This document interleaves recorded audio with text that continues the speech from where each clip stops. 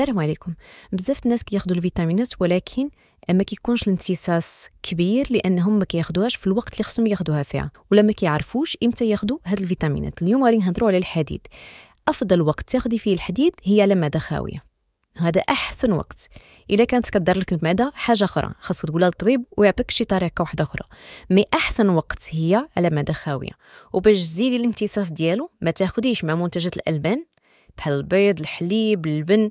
ما تاخديش معاه يكون واحد ساعتين فرق لانها كتحتوي على الكالسيوم، والكالسيوم كيعيق من امتصاص الحديد. الحديد ايضا ما كيبغيش المغنيسيوم، ما كيتوافقوش. يعني الحديد اللي بغيتي تاكليه ما تاخدي معاه لا كالسيوم لا مغنيسيوم، ما كيتحاملوش. الحديد شكون اللي كيبغي كيتماشى مع الزنك، الا كنتي كتاكليه معاه غادي يكون مزيان، وكيتماشى مع الفيتامين سي.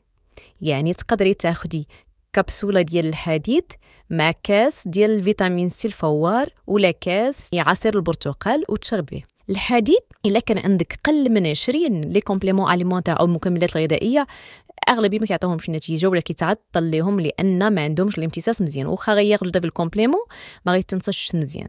ولهذا احسن حاجه وهي حقن الحديد في الوريد. يعني الحقن اللي عنده فوق 20 هنا كيتعتبر المعدل الطبيعي هو من 20 ل 250. لكن انت شحال خصو يكون عندك باش يكون شعرك مزيان، اظافر مزيانه، باش يكون ما عندكش الصفيرار، باش يكون ما كتنهجيش، باش يكون عندك طاقه وحيويه؟ شحال خصو يكون عندك ديال الحديد؟ ماشي غير تلقاي مثلا تلقاي 30 دوي صفر عندي مزيان، واخا يكون ما بين 20 و 250 ماشي ضروري يكون عندك مزيان. خاص يكون عندك وزن الجسم ديالك او قلب شويه. يعني مثلا الوزن ديالك 70 خاص الحديد يكون عندك يا 60 يا 65 يا 70 يا 75 والفوق.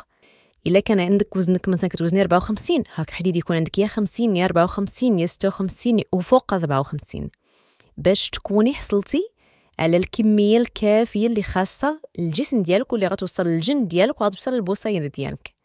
دابا اشنا هي احسن طريقه باش نطلعوا ونخزون الحديد الا كان عندنا ناقص؟ الا كان عندك قل من المعدل الطبيعي يعني قل من 20 هنا خاصك تمشي للطبيب.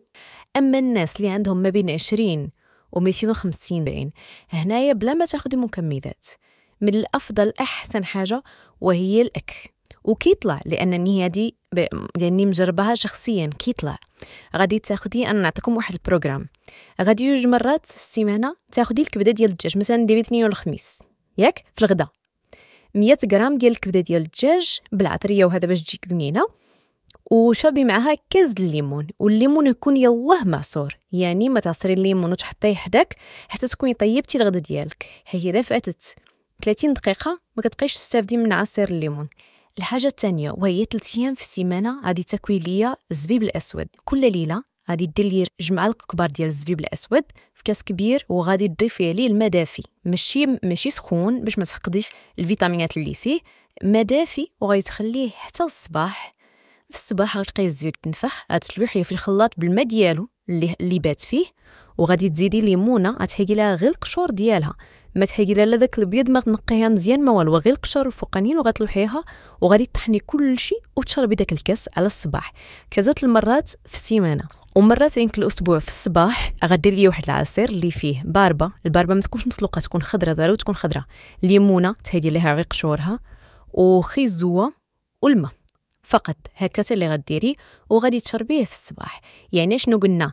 3 مرات في الاسبوع الكبده ديال الدجاج في الغداء مع الليمون، 3 المرات في الاسبوع كل صباح الزبيب الاسود مع الليمون، و2 مرات في الاسبوع كل صباح الباربه مع الليمون مع خيزو. ولا بغيتوش ديروا خيزو ما تكونوا ما تزيدوش، حنا بغينا نزيدوه باش نستافدي منه البشره وصافي.